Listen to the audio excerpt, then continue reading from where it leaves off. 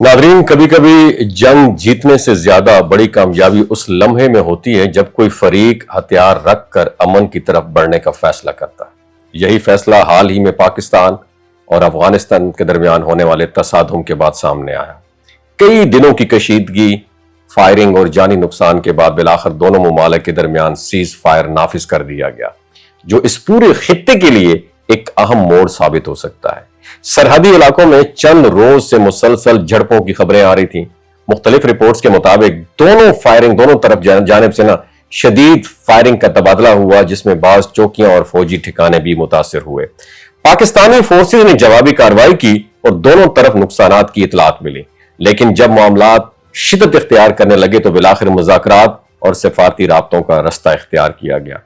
Afghan government की जानिब से बारहा जंग बंदी की अपील की गई, जिसके बाद पाकिस्तान ने भी कशीदगी कम करने का फैसला किया। यह फैसला ना सिर्फ सरहद पर अमन लाने के लिए जरूरी था, बल्कि दोनों ममालिक के आवाम के लिए मुफाद में था, क्योंकि जब बंदूकें खामोश होती हैं तो बातचीत के दरवाजे खुलते हैं और यही किसी भी तनाज़ा के हल की पहली सीढ़ी होती है।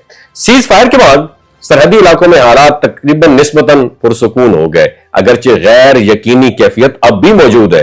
और यह भी काबिल गौर बात है कि जंगबंदी हमेशा महज एक मुआहिदा नहीं होती, यह एक इम्तिहान होता है। उन दोनों ममालिक के लिए असल चैलेंज यह है कि वो इस मुआहिदे को बरकरार रखें, इश्तियाल अंगेजी से बचें और गलत फहमियों को गुफ्तगू के जरिए दूर करें। माजी में कई बार यह देखा गया कि ऐसे सीज फायर वक्ती साबित हुए, मगर इस बार तवक्को है कि दोनों जानब क़यादत समझदारी से काम लेगी ताकि यह अमन देरपा साबित हो।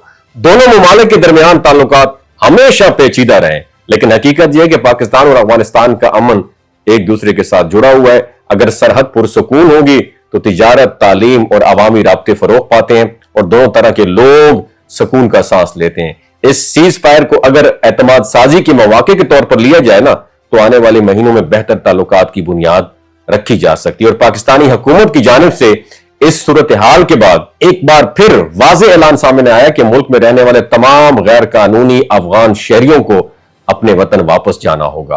हुकूमत ने यह इंस्ट्रक्शन दी है कि कोई भी पाकिस्तानी शहरी किसी गैर रजिस्टर्ड अफगानी को घर, दुकान या मुलाजमत पर कभी ना रखे।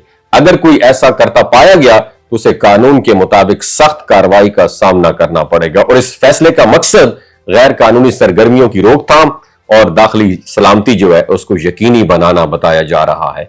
इस वीडियो के बारे में आप क्या राय है, नीचे कमेंट सेक्शन में जरूर बताइएगा। पाकिस्तान जिंदाबाद।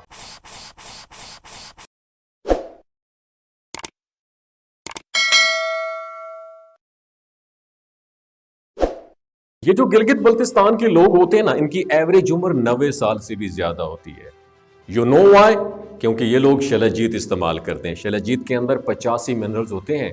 अगर आप चीज़ों को जल्दी भूल जाते हैं, मर्दाना कमज़ोरी महसूस करते हैं, औलाद जैसी नेमत से महरूम हैं और आप स्पर्म काउंट आपके कम है, टेस्टोस्टेरोन हार्मोन इम्बैलेंस है, आप सदाबहार जवान नज़र आना चाहते हैं, खून की कमी को दूर करना चाहते हैं, हड्डियों जोड़ों के दर्दों से निजात हासिल करना चाहते हैं, मोटापा कम करना चाहते हैं, तो डॉक्टर असद महमूद की प्योर एंड नेचुरल शलजीत ज़रूर इस्तेमाल करें। एक बात आपने दिमाग की खिड़कियों को खोल के आपने सुननी है, हमेशा ऑर्गेनिक और कुदरती चीज़ों का इस्तेमाल करें। केमिकल वाले फूड सप्लीमेंट खुदारा इस्तेमाल नहीं करने। अगर आप डॉक्टर असद महमूद की प्योर एंड नेचुरल शलजीत को ऑर्डर करना चाहते हैं, नीचे दिए गए नंबर पर व्हाट्सएप करें। 3 बातों का ख्याल रखना है: हाई ब्लड प्रेशर में मुब्तला अफराद, खवातीन जो प्रेग्नेंट हैं और 15 से 20 साल की जो नौजवान नस्ल है जो गैर शादीशुदा हैं, अपने सेक्सुअल पावर को बूस्ट करने के लिए इस्तेमाल करना चाहते हैं तो डॉक्टर की एडवाइस के बगैर इस्तेमाल ना करें। बाकी सारे लोग बेधड़क गर्मी और सर्दियों में इस्तेमाल कर सकते हैं। अपना बहुत ख्याल रखिएगा। अल्लाह हाफिज।